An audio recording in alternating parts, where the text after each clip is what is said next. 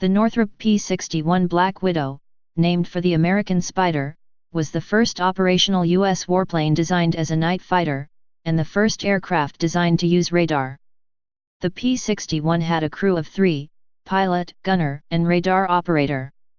It was armed with 4 20mm, .79 in, Hispano M2 forward-firing cannon mounted in the lower fuselage, and 4.50 in, 12.7mm, M2 Browning machine guns mounted in a remote-controlled dorsal gun turret. It was an all-metal, twin-engine, twin-boom design developed during World War II. The first test flight was made on May 26, 1942, with the first production aircraft rolling off the assembly line in October 1943. The last aircraft was retired from government service in 1954. Although not produced in the large numbers of its contemporaries, the Black Widow was effectively operated as a night fighter by United States Army Air Forces squadrons in the European Theater, Pacific Theater, China-Burma-India Theater, and Mediterranean Theater during World War II. It replaced earlier British-designed night fighter aircraft that had been updated to incorporate radar when it became available. After the war, the P-61 redesignated the F-61 served in the United States Air Force as a long-range, all-weather, day/night interceptor for Air Defense Command until 1948, and 5th Air Force until 1950. On the night of August 14, 1945, a P-61B of the 548th Night Fight Squadron named Lady in the Dark was unofficially credited with the last Allied air victory before VJ Day. The P-61 was also modified to create the F-15 Reporter photo reconnaissance aircraft for the United States Army Air Forces and subsequently used by the United States Air Force.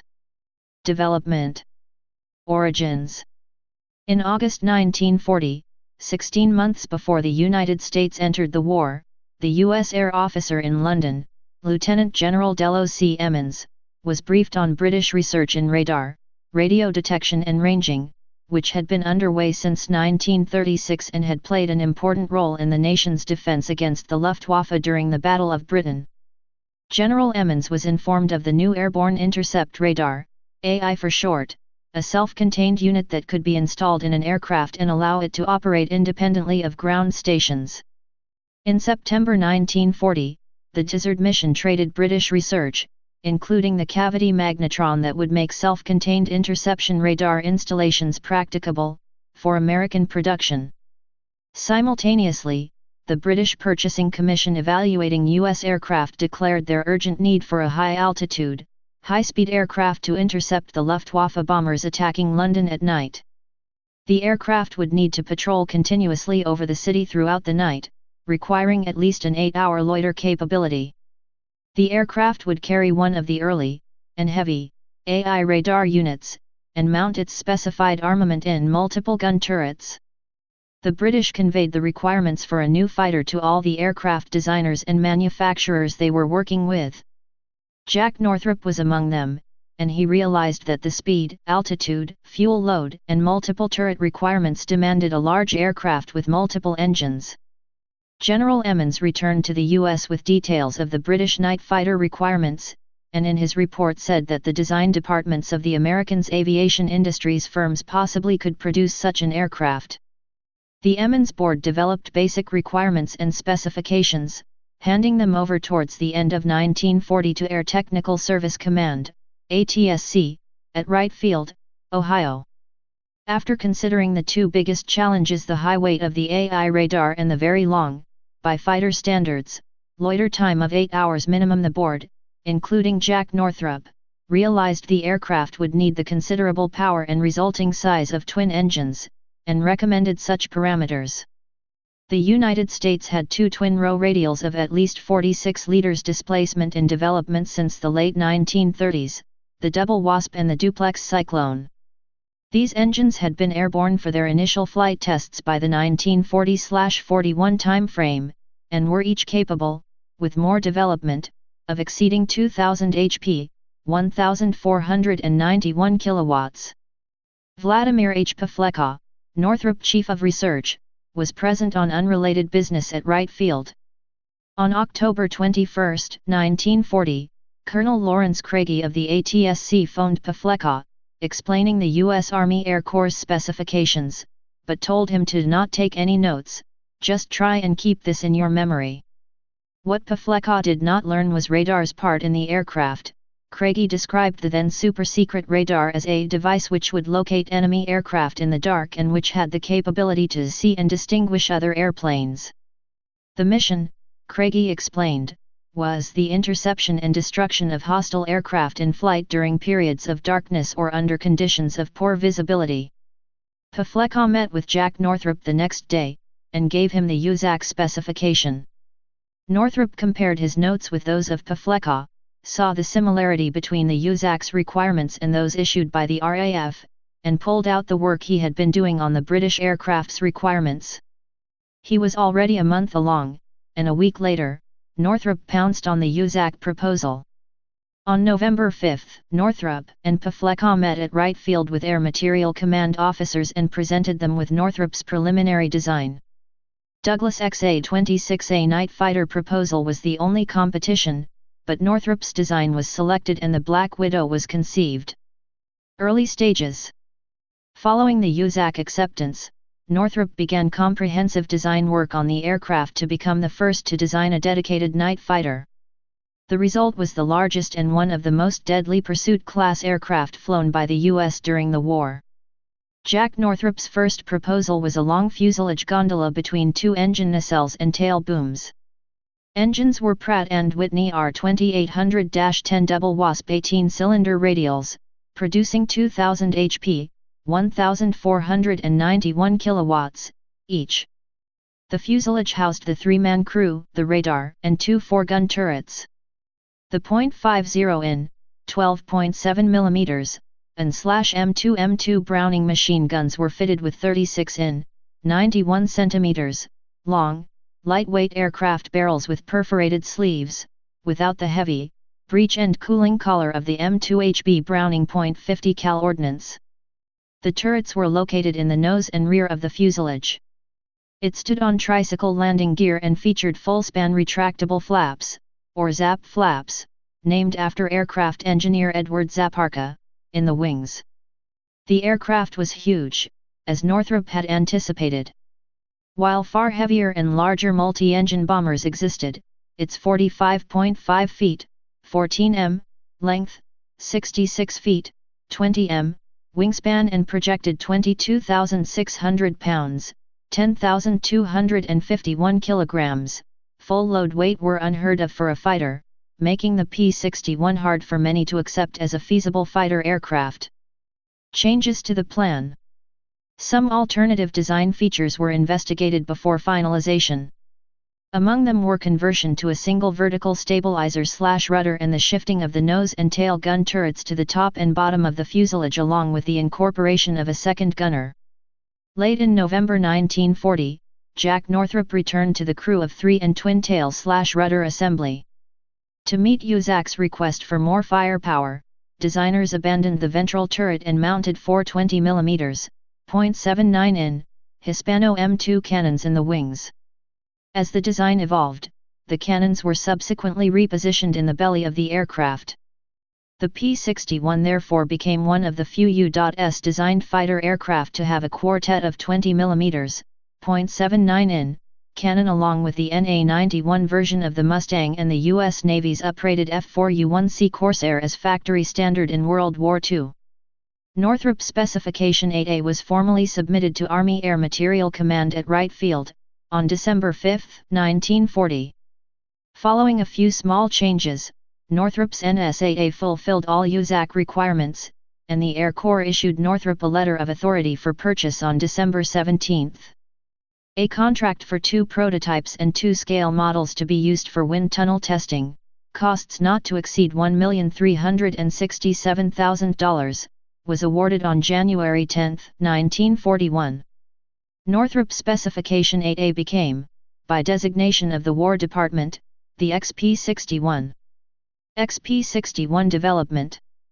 In March 1941, the Army/Navy Standardization Committee decided to standardize use of updraft carburetors across all U.S. military branches. The XP-61, designed with downdraft carburetors, faced an estimated minimum 2-month redesign of the engine nacelle to bring the design into compliance. The committee later reversed the updraft carburetor standardization decision, the XP61 program's predicament likely having little influence, preventing a potential setback in the XP61's development. The Air Corps mock-up board met at Northrop on April 2, 1941, to inspect the XP61 mock-up. They recommended several changes following this review. Most prominently, the 420mm, .79 in, M2 cannons were relocated from the outer wings to the belly of the aircraft, clustered tightly with the forward-facing ventral step in the fuselage to accommodate them placed just behind the rear edge of the nose gear well. The closely spaced, centered installation, with 2 cannons stacked vertically, slightly outboard of the aircraft's center line on each side, and the top cannon in each pair only a few inches farther outboard, eliminated the inherent drawbacks of the convergence of wing-mounted guns. Without convergence, aiming was considerably easier and faster, and the tightly grouped cannons created a thick stream of 20mm, .79 in, projectiles. The removal of the guns and ammunition from the wings also cleaned up the wing's airfoil and increased internal fuel capacity from 540 gal, 2,044 liters, to 646 gal, 2,445 liters. Other changes included the provision for external fuel carriage in drop tanks, flame arresters/dampers on engine exhausts, and redistribution of some radio equipment. While all beneficial from a performance standpoint, especially the relocation of the cannons, the modifications required over a month of redesign work, and the XP61 was already behind schedule. In mid-1941, the dorsal turret mount finally proved too difficult to install in the aircraft, and was changed from the General Electric ring mount to a pedestal mount like that used for the upper turrets in Boeing B-17 Flying Fortress, Consolidated B-24 Liberators, North American B-25 Mitchells, Douglas A-20S, and other American bombers. Following this modification, the turret itself became unavailable, as operational aircraft, in this case the Boeing B-29 Superfortress, were ahead of experimental aircraft in line for the high-demand component. For flight testing, engineers used a dummy turret. During February 1942, subcontracting manufacturer Curtiss notified Northrop that the C-5424A104-bladed, automatic, full-feathering propeller Northrop had planned for use in the XP61 would not be ready for the prototype rollout or the beginning of flight tests. Hamilton standard propellers were used in lieu of the Curtiss props until the originally planned component became available. The XP61's weight rose during construction of the prototype, to 22,392 pounds, 10,157 kilograms, empty, and 29,673 pounds, 13,459 kilograms, at takeoff. Engines were R2800-25S double wasp radials, turning 12 feet 2 in diameter Curtiss C-5425A104 blade propellers, both rotating counterclockwise when viewed from the front. Radios included 2 command radios, SCR-522As, and 3 other radio sets, the SCR-695A, AN/APG-1, and AN/APG-2. Central fire control for the gun turret was similar to that used on the B-29, the General Electric GE2 CFR-12A3. P-61C. The P-61C was a high-performance variant designed to rectify some of the combat deficiencies encountered with the A and B variants. Work on the P-61C proceeded quite slowly at Northrop because of the higher priority of the Northrop XB-35 Flying Wing Strategic Bomber project. In fact, much of the work on the P-61C was farmed out to Goodyear, which had been a subcontractor for production of Black Widow components. It was not until early 1945 that the first production P-61C-10 rolled off the production lines. As promised, the performance was substantially improved in spite of a 2,000 pounds, 907 kilograms, increase in empty weight. Maximum speed was 430 miles per hour, 690 kilometers per hour, at 30,000 feet, 9,000 m, service ceiling was 41,000 feet, 12,500 m, and an altitude of 30,000 feet, 9,000 m, could be attained in 14.6 minutes. The P-61C was equipped with perforated fighter air brakes located both below and above the wing surfaces. These were to provide a means of preventing the pilot from overshooting his target during an intercept. For added fuel capacity, the P-61C was equipped with 4 underwing pylons, 2 inboard of the nacelles, 2 outboard, which could carry 4 310 gal, 1,173 liters, drop tanks. The first P-61C aircraft was accepted by the USAF in July 1945. However, the war in the Pacific ended before any P-61Cs could see combat. The 41st and last P-61C-10 was accepted on January 28, 1946. At least 13 more were completed by Northrop, but were scrapped before they could be delivered to the USAF. Service life of the P-61C was quite brief, since its performance was being outclassed by newer jet aircraft. Most were used for test and research purposes. By the end of March 1949, most P-61Cs had been scrapped. 2 entered the civilian market and 2 others went to museums. F-15/RF-61C. Main article, Northrop F-15 reporter. In mid-1945, the surviving XP-61E was modified into an unarmed photographic reconnaissance aircraft. All the guns were removed, and a new nose was fitted, capable of holding an assortment of aerial cameras. The aircraft, redesignated XF-15, flew for the first time on July 3, 1945. A P-61C was also modified to XF-15 standards. Apart from the turbo-supercharged R-2800C engines, it was identical to the XF-15 and flew for the first time on October 17, 1945. The nose for the F-15A was subcontracted to the Hughes Tool Company of Culver City, California. The F-15A was basically the P-61C with the new bubble canopy fuselage and the camera-carrying nose, but without the fighter brakes on the wing. F-2T-1N. The United States Marine Corps had planned to acquire 75 Black Widows, but these were cancelled in 1944 in favor of the Grumman F-7F Tigercat. In September 1945, however, the Marines received a dozen former Air Force P-61Bs to serve as radar trainers until the Tigercats would be available in squadron strength. Designated F-2T-1N, these aircraft were assigned to shore-based Marine units and served briefly, the last 2 F-2T-1s being withdrawn on August 30, 1947.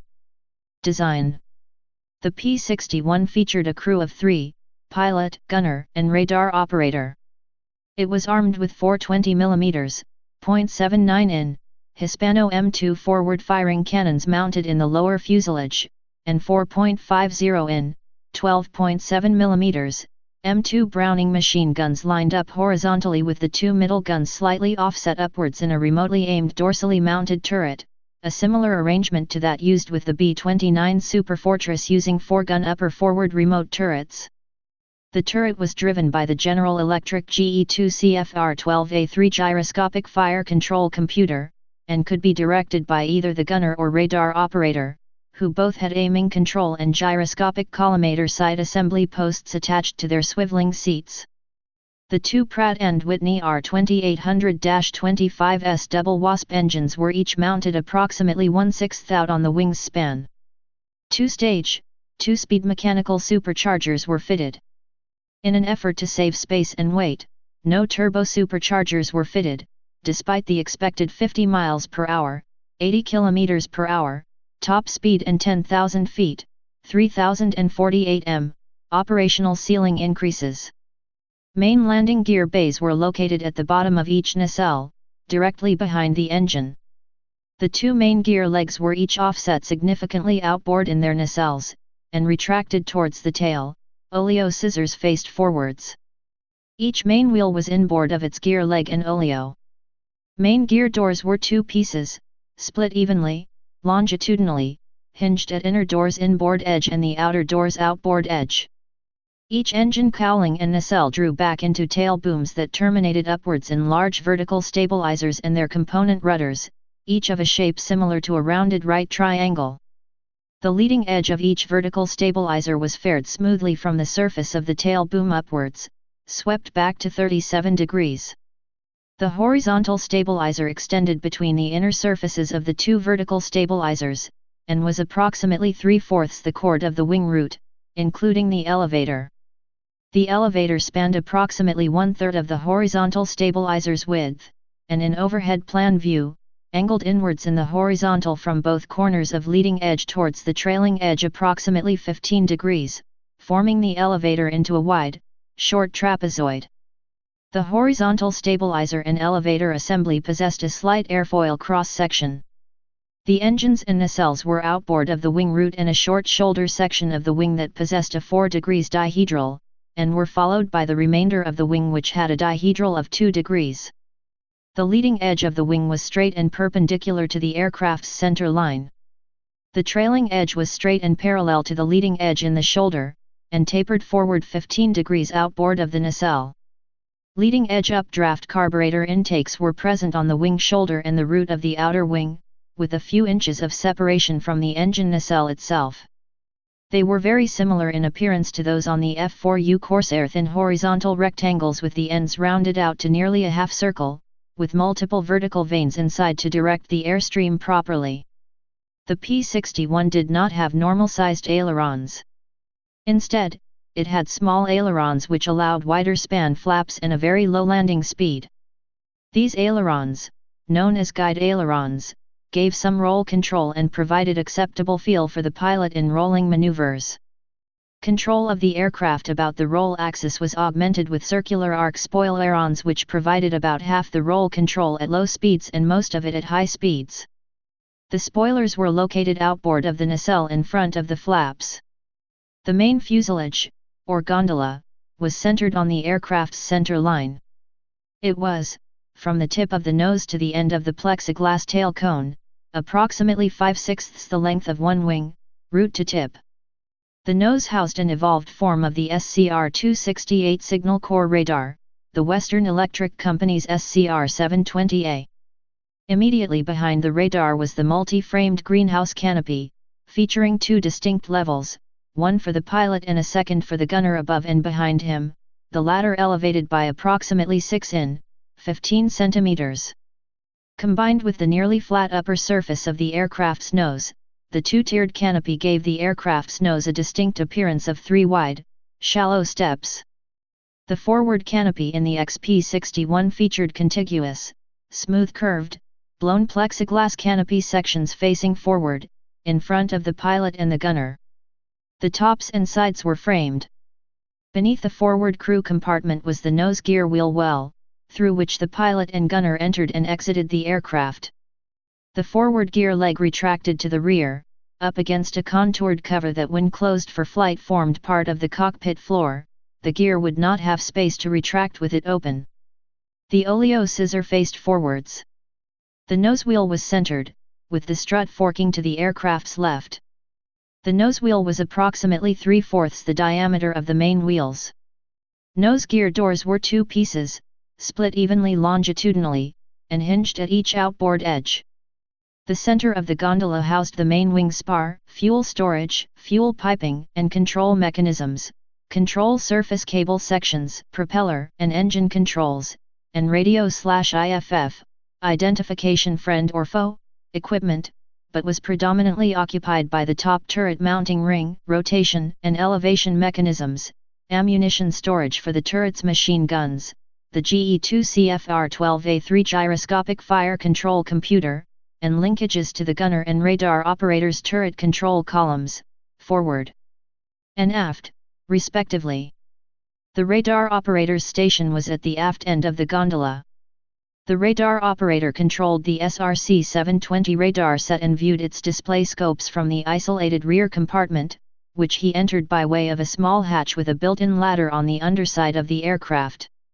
In addition to the radar systems themselves, the radar operator had intercom and radio controls, as well as the controls and sight for the remote turret. The compartment's canopy followed the curvature of the gondola's rear section, with only a single rounded step to the forward canopy's double step. The rear of the gondola was enclosed by a blown plexiglass cap that tapered quickly in overhead plan view to a barely rounded point. The shape was somewhat taller in side profile than it was in overhead plan view, giving the end of the cone a rounded blade appearance when viewed in perspective. The cross-section of the gondola, front to back, was generally rectangular, vertically oriented. The tip of the nose was very rounded to accommodate the main AI radar's dish antenna, merging quickly to a rectangular cross-section that tapered slightly towards the bottom. This cross-section lost its taper but became clearly rounded at the bottom, moving back through the forward crew compartment and nose gear well. Height increased at both steps in the forward canopy, with the second step being flush with the top of the aircraft, not counting the dorsal gun turret.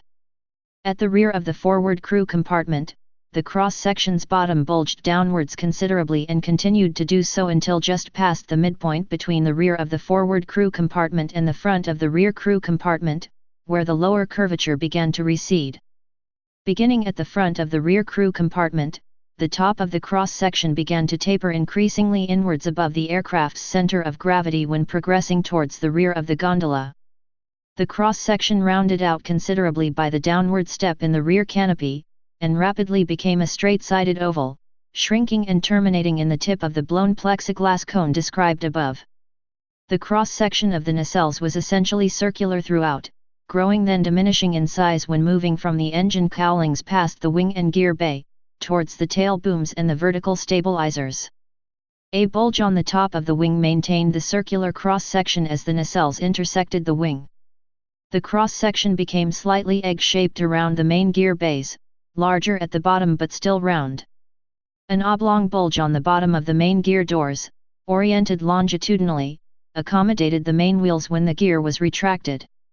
Wingtips, wing-to-nacelle joints, tips, and edge of stabilizers and control surfaces, excluding the horizontal stabilizer and elevator, were all smoothly rounded, blended, or filleted.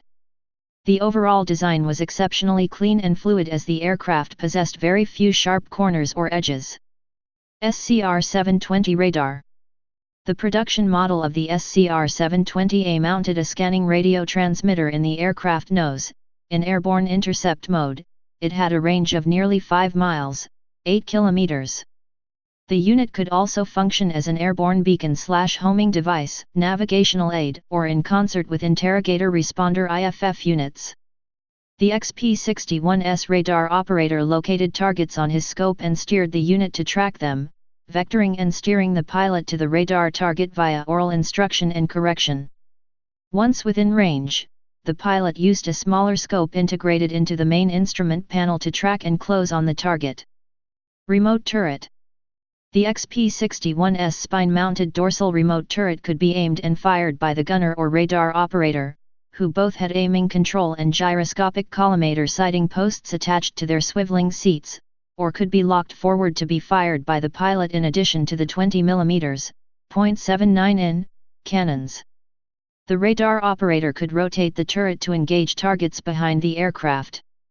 Capable of a full 360 degrees rotation and 90 degrees elevation, the turret could be used to engage any target in the hemisphere above and to the sides of the XP-61. A brief assessment of the turret by the British Aeroplane and Armament Experimental Establishment in 1944 found problems with the aiming and jerky movement of the guns. Operational history. Training units. The first unit to receive production aircraft was the 348th Night Fighter Squadron at Orlando Army Air Base, Florida, which was responsible for training night fighter crews. P-61 crews trained in a variety of ways. Several existing night fighter squadrons operating in the Mediterranean and Pacific theaters were to transition directly into the P-61 from Bristol Beaufighters and Douglas P-70s, though most P-61 crews were to be made up of new recruits operating in newly commissioned squadrons. After receiving flight, gunnery, or radar training in bases around the U.S., the crews were finally assembled and received their P-61 operational training in Florida for transfer to the European theater, or California for operations in the Pacific Theater. European Theater. The P-61 had an inauspicious start to its combat in the European theatre. Some believed the P-61 was too slow to effectively engage German fighters and medium bombers, a view which the RAF shared, based on the performance of a single P-61 they had received in early May. The 422D Night Fighter Squadron was the first to complete their training in Florida and, in February 1944, the squadron was shipped to England aboard the RMS Mauretania. The 425th NFS soon followed aboard the RMS Queen Elizabeth. The situation deteriorated in May 1944 when the squadrons learned that several USAF generals, including General Hoyt Vandenberg, believed the P-61 was too slow to effectively engage in combat with German fighters and medium bombers. General Spaatz requested the de Havilland Mosquito night fighters to equip 2 U.S. night fighter squadrons based in the UK. The request was denied due to insufficient supplies of Mosquitoes which were in demand for a number of roles. At the end of May, the USAF insisted on a competition between the Mosquito and the P-61 for operation in the European theatre. RAF crews flew the Mosquito Mk-17 while crews from the 422nd NFS flew the P-61. In the end, the USAF determined that the P-61 had a slightly better rate of climb and could turn more tightly than the Mosquito. Colonel Winston Kratz, director of night fighter training in the USAF, had organized a similar competition earlier. He said of the results, "I'm absolutely sure to this day that the British were lying like troopers. I honestly believe the P-61 was not as fast as the Mosquito, which the British needed because by that time it was the one airplane that could get into Berlin and back without getting shot down. I doubt very seriously that the others knew better. But come what may, the 61 was a good night fighter. In the combat game you've got to be pretty realistic about these things. The P-61 was not a superior night fighter. It was not a poor night fighter. It was a good night fighter. It did not have enough speed."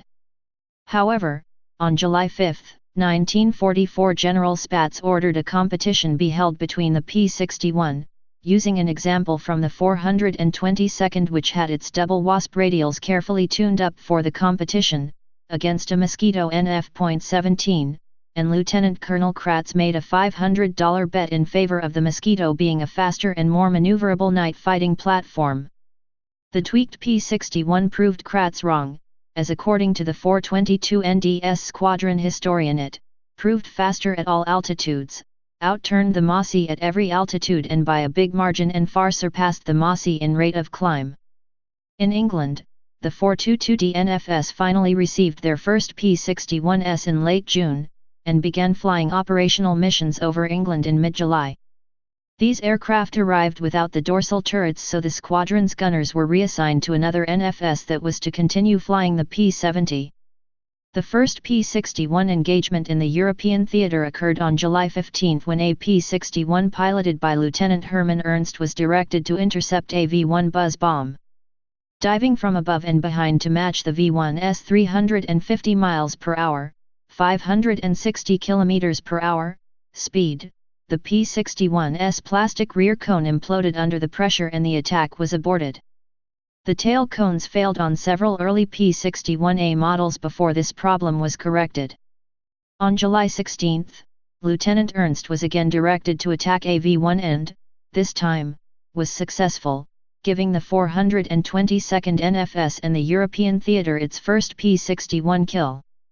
In early August 1944, the 422D NFS transferred to Maupertus, France, and began to encounter German aircraft for the first time. On the night of 14-15 August 1944, Impatient Widow, tail number 42 to 5591 had its starboard engine shot out along with oil lines and hydraulics while attempting to intercept a Heinkel He 177A5 of 5. Staffel/Kampfgeschwader 40, code F8 Plusen, work number 550077, flown by HPTM Stahl. The downing was witnessed by two other Heinkels, occurring north of Barfleur, Normandy. ABF 110 was shot down, and shortly afterwards, the squadron's commanding officer Lieutenant Colonel O.B. Johnson, his P-61 already damaged by anti-aircraft land fire, shot down a FW-190. The 425th NFS scored its first kill shortly afterwards. Please subscribe and thanks for watching.